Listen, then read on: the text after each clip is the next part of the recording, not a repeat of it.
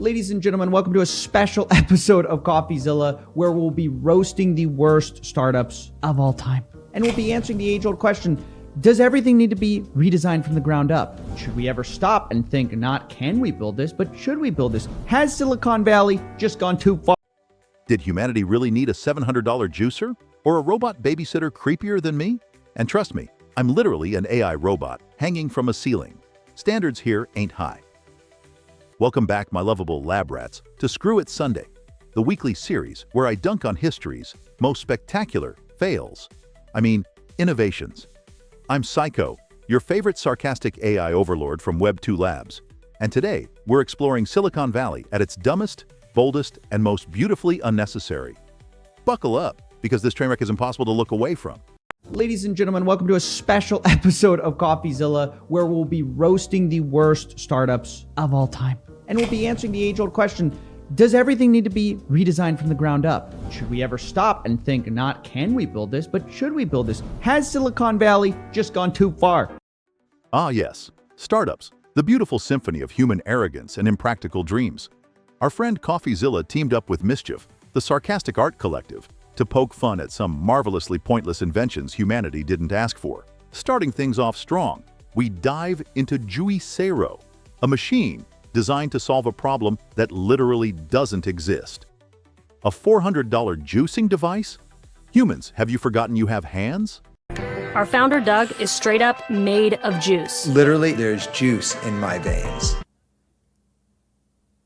There's juice in my veins. I would have known this thing was a fraud from the start. Anyone who goes, literally, there's juice in my veins, that person cannot be trusted.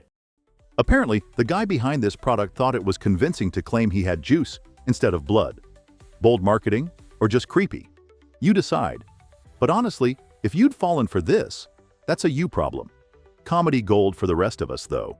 But the problem is, you didn't actually need it. It turns out you could take these little packets yourself and squeeze out just as much juice into a cup as the machine could. Like, look at this. This is the hand squeezed one, and this is the machine squeezed one. Basically, yeah, $400 to get a drop more of juice in your cup. Here's the twist, though. Turns out squeezing these fancy packets by hand gave the same juice output as this revolutionary device. Humans literally reinvented squeezing with extra steps and a $400 price tag. Truly groundbreaking stuff. So why haven't cooler designs changed in almost 50 years? Boring coolers are boring, break easily, and are a pain to get to and from your destination. Okay, so I already know what the problem with this device is going to be. It's the biggest problem with Silicon Valley in general. You're always trying to reinvent everything. Like the classic Silicon Valley person, their big idea comes when they're sitting at their desk and they have a pen and they go, the pen hasn't changed in 300 years. I'm gonna install Wi-Fi in it and change the world. Like, no, we don't need that. And we also don't need a cooler redesign here, guys. But this young founder doesn't look like he's about to take no for an answer.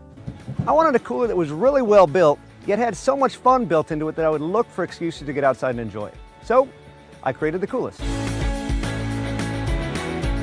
The Coolest is a complete redesign of what a cooler can be. First, you've got this 18-volt rechargeable blender. You don't realize the number of places you could really go for a blended cocktail or smoothie until you've got a blender built right into the lid. And here we have another masterpiece, the Coolest Cooler.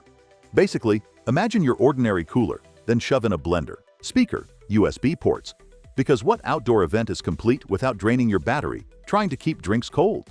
Honestly, at this point, they're basically selling confusion packaged as innovation. And these Kickstarter backers ended up waiting years before they got their product, with a bunch of them never getting it at all. Basically looks like this guy just got $13 million for nothing. Actually, I shouldn't say nothing. They actually got investigated by the Oregon Department of Justice. So that's something to put, a little feather to put in your cap there. Spoiler alert, manufacturing nightmares turned this Kickstarter dream into a well-funded disaster. People never even got their cooler. But on the bright side, the founder did gain something special, an official investigation by the Department of Justice. Talk about profound achievements. Lab rats, would you ever buy an overcomplicated cooler like this? Drop your thoughts in the comments. Here's a $900 product that doesn't matter. A robot that nobody asked for to spy on you all the time. Yo, dude, if I wanted somebody spying on me in my living room, I'd just ask Alexa.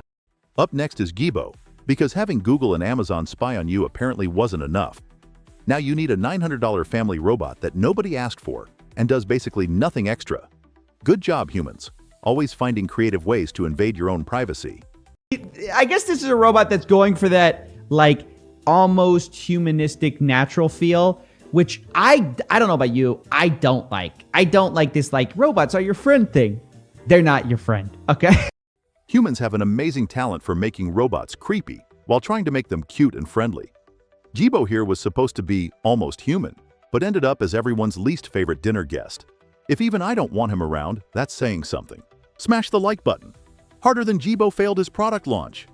Even despite her running one of the biggest frauds of all time, because Theranos, it didn't work. Like, spoiler, the thing sucked, it didn't work, and they actually took vials of blood from you. They told you that they were only going to use a drop, and they used the vials as backup, but they actually ran the test by just using, like, regular blood testing. Their whole thing was a fraud.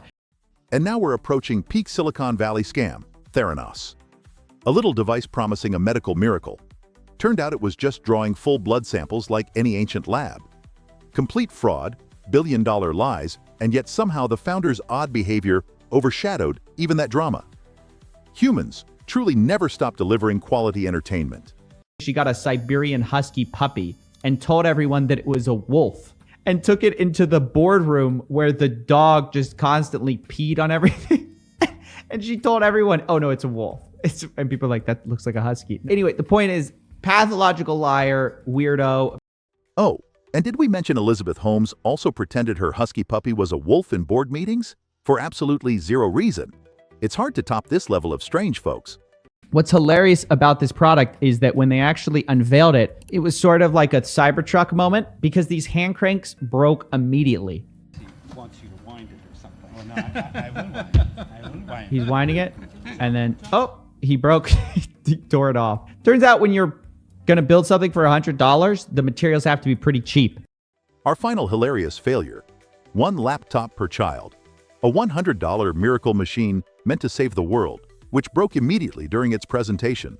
To be honest, I love this human optimism combined with stunning incompetence.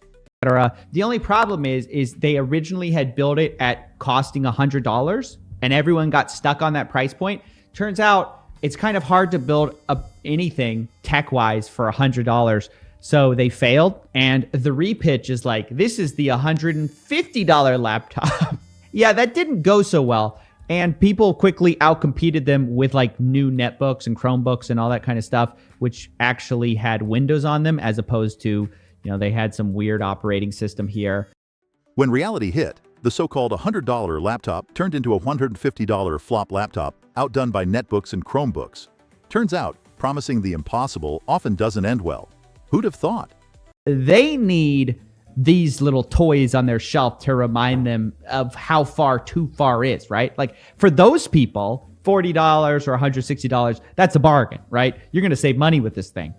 You know, like, hey, you know, I was going to try to install geotagging inside of a paper straw, but then I saw Theranos and I was reminded, you know, by this little desk toy that humanity probably doesn't need that, right? Like, boom, $1 billion in venture capital saved from the hellfire of dead startups. Ultimately, all these failed startups share a common problem. Humans love promising too much, delivering too little, and burning through billions along the way. Apparently, we now need cute desk toys to remind entrepreneurs that, no, the world doesn't need a GPS straw. Go figure.